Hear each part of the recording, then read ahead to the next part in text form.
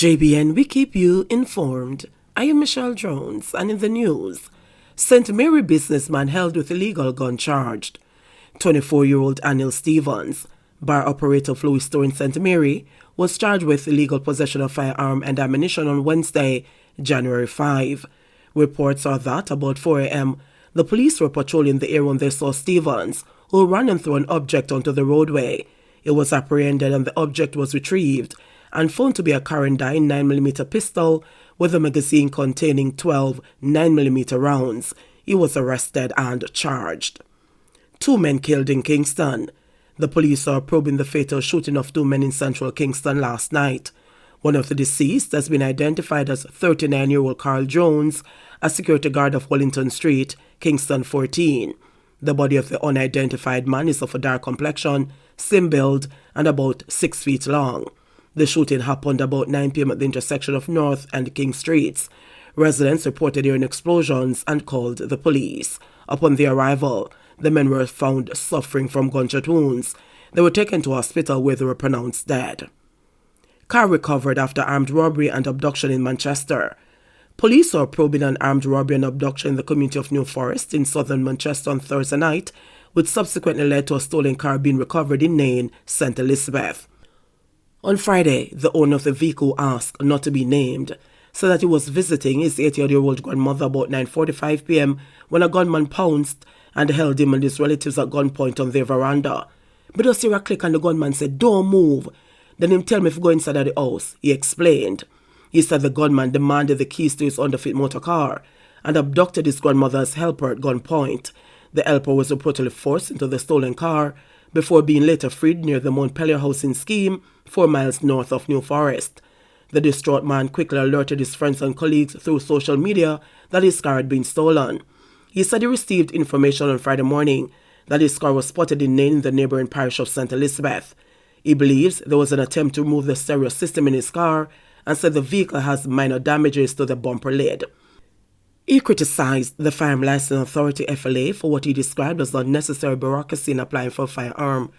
Them have Jamaican citizens that run up and down like a rabbit because FLA feel to say we want gun for kill baby man and wife. Give me a chance to protect yourself. Police can be everywhere, he said. Man allegedly beheads farmer, kills self. Residents in a section of Brighton, St. Elizabeth, known as Zor, are calling on the government to establish a unit in the Jamaica Constabulary Force to deal with mental health patients and to train cops in how to interface with them, especially those who are considered dangerous. The call comes following an incident in the area on Monday night that led to the death of 2 pumpkin farmers in the community. Garnet Gray, 57, is alleged to have been killed by 55-year-old Leonard Morgan, also called Ricky, who was known to have suffered from mental issues. Morgan, it is suspected, then took his own life by setting himself on fire inside his home. In the community yesterday, several residents, including Kevin Galloway, a brother of the accused, had gathered outside Morgan's burnt-out house. Reports are that shortly after 8 p.m. on Monday, Gray was standing along the roadway close to his home when he was approached by Morgan, who used a machete to sever one of Gray's hands and his head. Morgan reportedly fled the scene, and several hours later, family members discovered his burning house and summoned the fire brigade. After the firemen extinguished the blaze, Morgan's charred remains were discovered inside the house. Desmond Brown, a farmer, said the incident could have been avoided if the police were more equipped to deal with mentally ill persons. It could avoid. This man was actually an insane person, I can tell you that for sure, Brown said. The man all over the place had threatened him neighbor. He mad for killing neighbor, and we call the police assistance to get him to a medical place. We call the police them and the man resist and them leave him. Brown said that Morgan and Gray lived like brothers, disclosing that Morgan would supply higglers in the Charles Gordon Market in Montego Bay with pumpkin. If we did get the police assistance on the time when we call, what happened here wouldn't have happened, Brown insisted, calling on the government to train cops to deal with mentally ill persons. One senior officer in the parish said that there is very little that police officers could do if they had not been adequately trained to handle such persons. This is a very tricky situation, more so when these individuals are known to be very violent, and the officer that is called has no experience in dealing with these cases, the senior cop admitted. This particular case is one which the police only act as a law enforcer to make sure that the individual does not carry out an unlawful act, and also If a member of the family is not present, the police cannot take it upon themselves to subdue that individual if he is not breaking the law, added the cop. Morgan's brother, Galloway, called Gray's death heart-wrenching. It is quite heartbreaking and heart-wrenching that he mutilated my good friend, Galloway said, adding that his brother had previously served 2 years for child molestation. Since his return to the community some 6 years ago, Morgan had reportedly been in numerous altercations with residents. 2 dead after trailer and van collide in Westmoreland. 2 persons are dead and another injured following an accident at Rockside on the Caveman Road in Westmoreland on Thursday night. The deceased have been identified as 63-year-old Garth Campbell, a farmer of Malvern in St. Elizabeth, and Ken Campbell, a farmer of Pinnock, Shafton in Westmoreland. Reports are that residents heard a loud explosion and later discovered the accident. Police report that a trailer that was traveling in a western direction towards White House collided with a water truck. The trailer then veered right and collided head-on with a grey Toyota Light Ace, which was heading in the opposite direction and had on board the now deceased. The Toyota Light Ace was crushed upon impact, and the men received bodily injuries. It took rescuers over an hour to retrieve the vehicle and remove the men. The driver of the trailer sustained a broken leg and is being treated at the Savlamar Hospital. A man who did not want to be identified by name said that he was in disbelief. "Me shocked because I work with Ken and I was in the Savlamar market waiting for him to come back," the distraught man said. He said he was supposed to go back to St. Elizabeth with the men on their second trip to collect market items, but he opted to stay and wait on them. 3 sent on leave in suspected vaccine sabotage. 3 senior personnel in charge of a National Health Fund NHF warehouse cold room that is suspected to have been sabotaged have been sent on leave while the police conduct a probe into the incident that affected more than 900,000 COVID-19 vaccine doses. Contacted on Thursday, NHF Deputy Chairman Shane Dalling disclosed that the Pan American Health Organization PAHO has since given clearance to most of the inventory.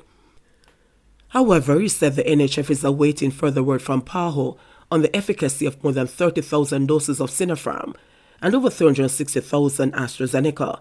Dalling said that all of the vaccines are insured. The NHF, in a statement issued Thursday, said its management board wrote to the Jamaica Constabulary Force on January 3, requesting an investigation into the circumstances leading to the breakdown in the operation of one of its cold rooms at the NHF pharmaceutical warehouse in Kingston. The incident, which occurred on December 24 last year and affected thousands of doses, has resulted in the suspension of the NHF distribution of vaccines that were stored in the affected cold room. A wire was found cut that leads to the cooling facility, and the cooling facility was serviced 24 hours before. And although there were alerts that the system had gone down, the persons who got the alert did nothing, Dalling said. In the meantime, the NHF said the Ministry of Health and Wellness was briefed on the incident and is being provided with updated reports. The NHF board has also requested the professional services of auditing firm PricewaterhouseCoopers to conduct an independent investigation into whether management followed standard operating procedure for temperature monitoring of cold rooms at the warehouse upon being alerted to the temperature irregularity. Since the incident, the NHF said it has rectified the problem and the cold room is fully operational. Additional measures have also been instituted to minimize chances of recurrence and to reduce the risk associated with the warehousing of pharmaceuticals requiring cold storage. 6 additional social housing solutions for Westmoreland. Westmoreland will be given an additional 6 social housing solutions to benefit the less fortunate in the parish. This was noted by Minister of Local Government and Rural Development Desmond Mackenzie at a recent meeting of the Westmoreland Municipal Corporation. These will be in addition to a house being constructed for a family in the Sheffield division in the parish and another which is slated to be built in the Cornwall Mountain division. The criteria to be eligible for these housing solutions are that they must be a registered poor and that the investigation and the determination will be made by the Inspector of Poor for the parish, working with the Board of Supervision in the Ministry of Local Government, Mackenzie said. On a subsequent visit to the house being constructed in the Sheffield division, he told journalists at a press briefing that he hopes the new unit will herald a new beginning for the family. "I'm looking at the commencement of a change in the fortune of a family. There are hundreds of Jamaicans just like this family in a similar situation. We'll never have all the resources that are required to offer the assistance, but at least we're making a start," he said. The 2-bedroom house will have its own water harvesting system and will be fully furnished when handed over to the family. He also commended the team from the Poor Relief Department in the parish because it's not easy to deal with so many cases. Councillor of the Sheffield Division Garfield James told journalists that the building of the House of the Family was an act of love. I want to applaud Mackenzie and the team of seeing it fit to have taken on this initiative in an aggressive way. We're in short order. It has borne fruit and we're here to witness that. It can only get better from here. And there are many families in the respective communities and by extension the constituency who are in dire need, but we can only start and deal with them one by one, he said.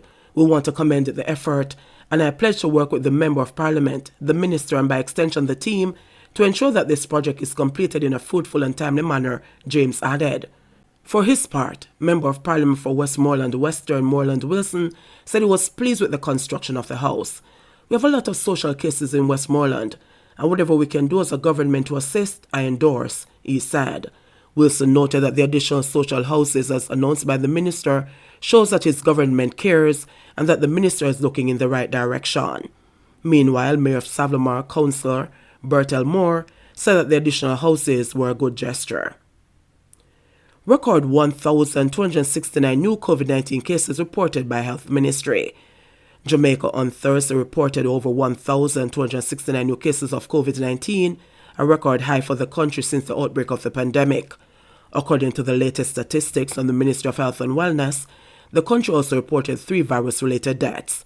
This brings the total number of cases recorded on the island since the start of the pandemic to 99,463 and the death toll to 2,489. Of the newly reported cases, there were 739 females and 530 males with ages ranging from 15 days to 97 years. The cases were recorded in Kingston and St. Andrew, 586, St. James, 181, St. Anne, 157, St. Catherine, 84, Manchester, 51, Hanover, 39, St. Mary, 39, Westmoreland, 32, Trelawney, 30, Clarendon, 25, St. Thomas, 23, and St. Elizabeth, 22. Meanwhile, the latest victims are a 77-year-old female from St. Elizabeth, a 91-year-old male, and a 51-year-old female, both from Kingston and St. Andrew. The deaths occurred between December 19, 2021 and January 4, 2022. One of the deaths was previously reported under investigation. Another death was reported as coincidental. The country also recorded 77 new recoveries, bringing the total number of recoveries to 66,313. The country's positivity rate now stands at 45.9%. There are 5,765 active cases on the island. This is the second consecutive day that the country has recorded over 1,000 new COVID-19 cases. JBN, we keep you informed. Please remember to subscribe, like, share, leave us a comment, and click the notification bell to receive our daily news items.